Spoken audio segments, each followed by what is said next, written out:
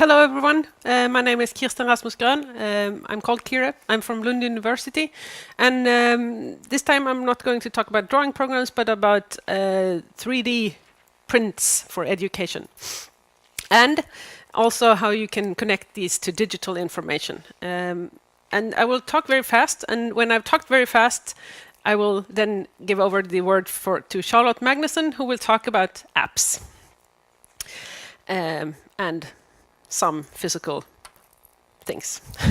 So the topic is connecting digital and physical together in some way. So we promised to do guideline to show in this session guidelines for creating 3D models and apps for educations. We also promised to give examples, and we also promised to show you how digital information can be combined with 3D prints through apps, homepages, and NFC tags.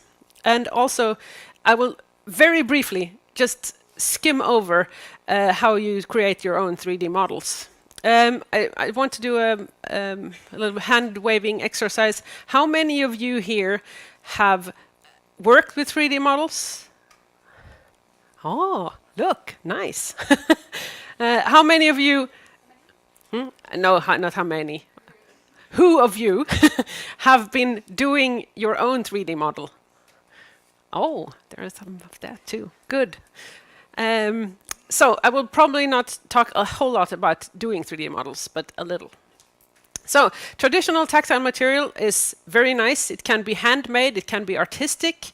There is different materials. It's adaptable, but it takes a lot of time to do. It could be expensive. It needs to be ordered long in advance, and it's not so flexible. So that's why these new 3D printing possibilities can actually be something really good. And I think you all know a little bit about this. So I have a picture here showing traditional tactile material, which is the form of a old steam train. And this is taken from a picture or from an exhibition in the Berlin Technical Museum. So making a 3D print is essentially you have something digital in your computer. Here I show a 3D model in my computer that is of just a little bit of braille print on a small, well, tag or something. And then you take this, send it to a 3D printer, and if you're lucky, it prints well and you get a piece of plastic, mostly, that has 3D print on it, or has braille print on it. I will send around a little bit of these things, so you can fidget with them during the talk. Is here. As some of you might know, you can not just do 3D prints of plastic, you can do it of metal. Here is a coin and a flower. You can do it actually of sugar and candy. Chocolate, you can do it of clay, and you can do it with a blend of plastic and sawdust, so it gets a three-ish or woodish structure. And I have some examples on the pictures here, but they're not very interesting for the content. But there is chocolate, there's candy, and there's clay. Actually, a lot of people work with doing 3D objects, and there are a lot of these online. So there is a very big maker community that actually creates 3D models and uploads them to the internet. And I have a screenshot here from a site called Thingiverse, where I've put the search tag accessibility, and we have a lot of different things like a Rubik's Cube, well, a card holder for playing cards and those kinds of things. Different accessibility things. Creating objects you can do by using more or less complicated 3D modeling programs. And the one that I show here is called Tinkercad, and it's actually an online tool that is very simple. You take geometrical figures and you just put them into your desktop, and then you can combine these to interesting things. But you can also combine them with ready-made complicated 3D objects. Other ways to do 3D objects is to scanning things. So here I show a person who is being scanned by another person holding an iPad very high up in the air. And I also show a close-up of this little scanning equipment that you actually can put on your iPhone to do this, or iPad. And then the result of this scanning, which is a head and torso in a plastic print. So while doing these investigations, and I did very different things. I went to a 3D fair to see a lot of 3D prints. I took a lot of math curricula and looked at things that were difficult to do. And then when I did all that, I tried to formulate some guidelines. They're not very many, but here they are. So the first thing you should ask yourself when you do this, is a 3D print the right medium? Is there something, not an easier way to do it, maybe, but is the 3D print actually showing what you want it to show? And then you have to adapt the models to the children's hands. That is, if there are holes in it that they should reach, the hole should be big enough for the children's finger to get through, of course. If it's possible, it should fit in the child's hand, because it's easier to manipulate and take away with you. If it's not a very complicated thing, then you might need to print a big one. I've worked a little bit with tactile markings, as you can see, feel on these little things that are sent around. They should be kept to a minimum when you're not doing these kinds of tags that I showed here. So, for example, I will talk a little bit about this later, which is a mathematics object.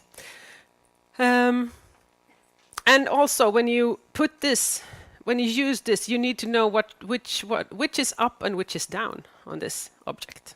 So it should be self-explanatory in some way.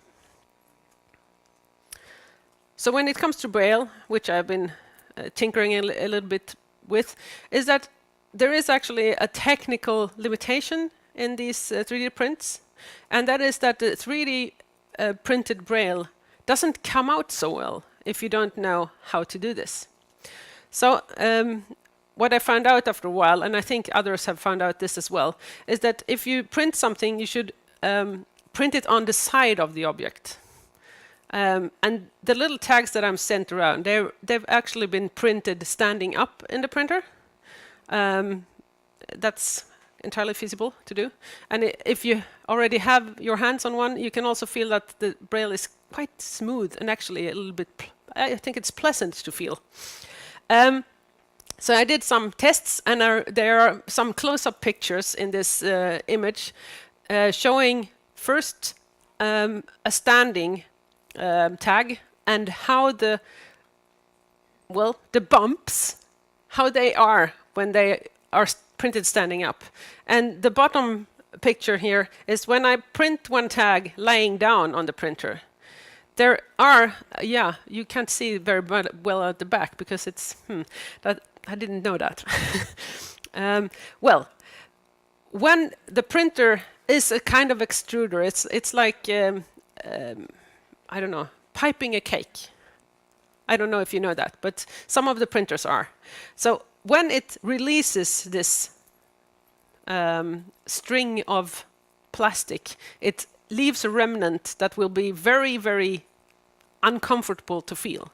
So it's a little bit hard. So and you also, if you can see this picture, you can see that there are little plastic remnants. You can print up to a certain angle, which is not that important. So I'll skip to the important stuff. So this is one of the pilot objects that I worked with. It was a high school maths exercise, and it was printed in the book as a projection of a cube where you have sliced off a corner of a cube. And then the student was supposed to calculate the angles of the off-sliced corner. It's very hard to understand, I know that, but I will send around the maths object. So for those of you who can see, there are two bits to this, a blue one and a white one. And when you take off the white one, there are 3 holes in an area here that you can feel, and that's the angles that we're supposed to feel. So this is high school math, so it could be a bit complicated. But it's a little bit of a complicated object in itself, of course. As you hear, I have troubles describing it. So we had to put extra markings on them. And you can't have very many markings on them, so you have to fit them with other information. And for that reason, I used NFC tags. So you see, when it's sent around, and also in this picture, there is this little disc, maybe 2 centimeters in diameter, and it has information that leads you to a home page if you put a mobile phone in it. This only works with Android, I'm afraid. It's because iPhone has some kind of limitations that I don't understand why. But in essence, this is a technological solution that works, and there are things that you can attach to your iPhone and do the same thing, but it's not built in. I won't talk much more now. Just mention briefly that we did historical artifacts as well in this project, more math examples and chemistry, and I will send around the Rubik's Cube as well, and some chemistry here. Charlotte. Fick bara 5. Next.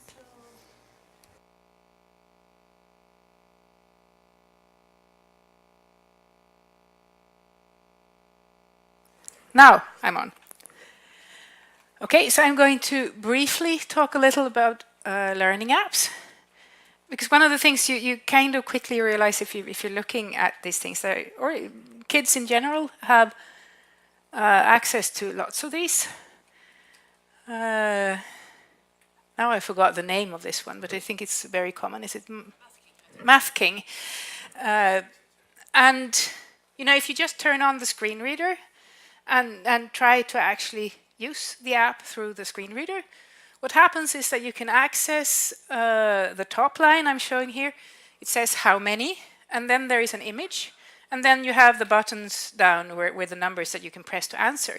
Unfortunately, when you go to the screen reader, you can access the how many. It just skips the image because there is apparently no information on the image, and you go right to the buttons, and you're kind of screwed. There is another one here which potentially could have been quite nice, which is for spelling. You have then little bricks with letters on, and when you touch those, they will read. So you will hear like T or F here, or O, it's a foot in Swedish. And then what you're supposed to do, you drag these to the right locations, and when you've finished, it will read the word. So it's kind of a nice little app that actually uses sound. Unfortunately, with the screen reader, you actually can't access this at all. Nothing happens. There is nothing the screen reader reads at all. So we did a little design exploration of, you know, if you try to approach these apps from the other angle, if you start to think, how would I design these if I'm starting from, say, the screen reader, or for sounds, or for gestures, or from touch vibrations? And I mean, the simple one is the first example is actually that you sort of do the same that they had. You have a question, you have an image, but you design the image in such a way that it provides the information you need to solve the task, of course. And of course, it should also not just answer the question. Here I'm having a question with 4, or image with 4 different colored cows. A blue one, a purple one, a pink one, and a green one. And if this had just said 4 cows, it would sort of have been pointless, which is why you have the different colors. And now there are 2 versions here. The alt text of the image will just, you know, if you read, you will hear all of them. Here, it's instead there are separate objects, so you can scan through and actually count how many are they before going to the answer. This one is a little bit different. It's going a little bit more towards something Now I have to use the screen reader, which is Grafiskt lösenord. Grafiskt lösenord har slutförts. Antal 3-knapp.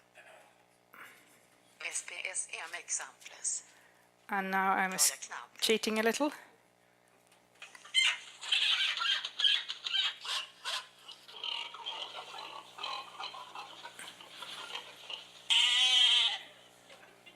And you can hear, hopefully, how many animals there are.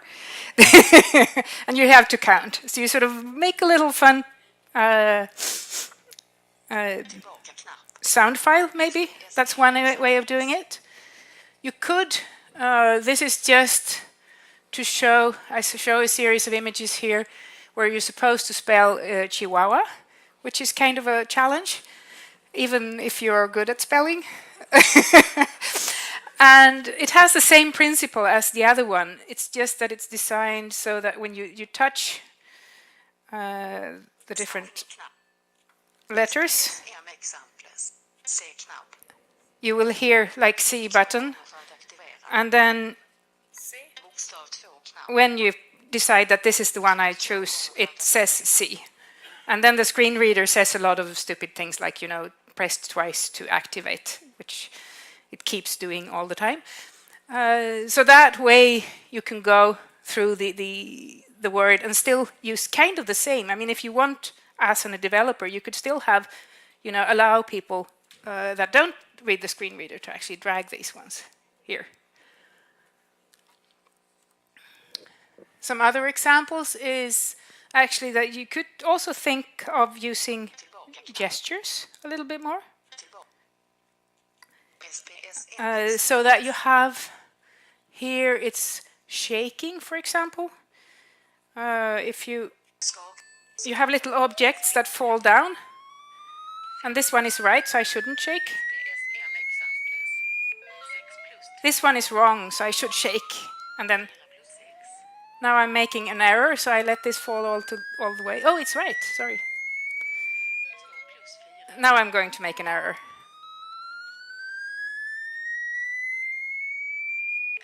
And there you heard a blop.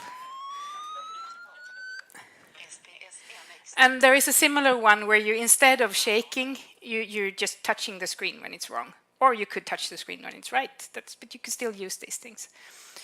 An alternative would be, I mean, generally you say that drag is actually really, it's not well suited for a person who can't see. Because usually when you drag stuff, you have to drag to a location, you have to sort of see and monitor what you're doing all the time. But you could have upward swipe gestures or downward swipes, for example. So here in this example, it was like if it's a vowel, you pull it upwards. If it's a consonant, you pull it downwards. And you could also point, for example, with your device, or tip it, maybe. I see if I can point. So 3 plus 4. 7. So 7 would be the right one.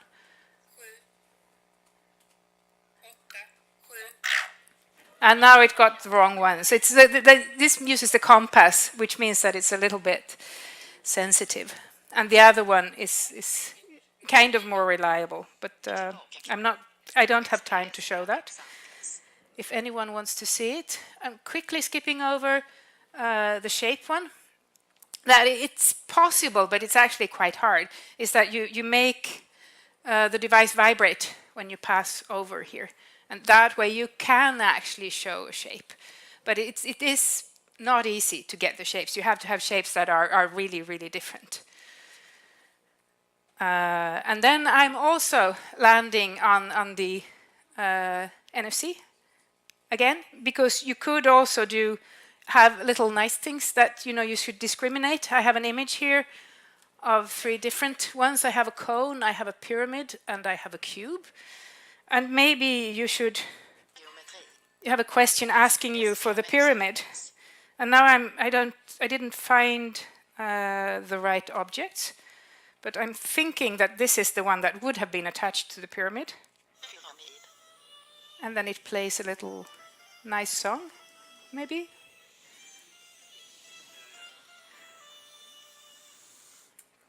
Okay, so I'm kind of finished here, I think. This was one that didn't quite work. We put fingers on the screen, and that's actually really hard. You know, you could say numbers by putting 3 fingers on the screen, but it didn't work technically so well, I think. So I think I finished there, Yes. and if there are any questions, we'd be happy to answer them. I think we have just 1 minute Yes. for questions, but I'd like to present the speakers with a fika gift. Thank you. A gift of future fika.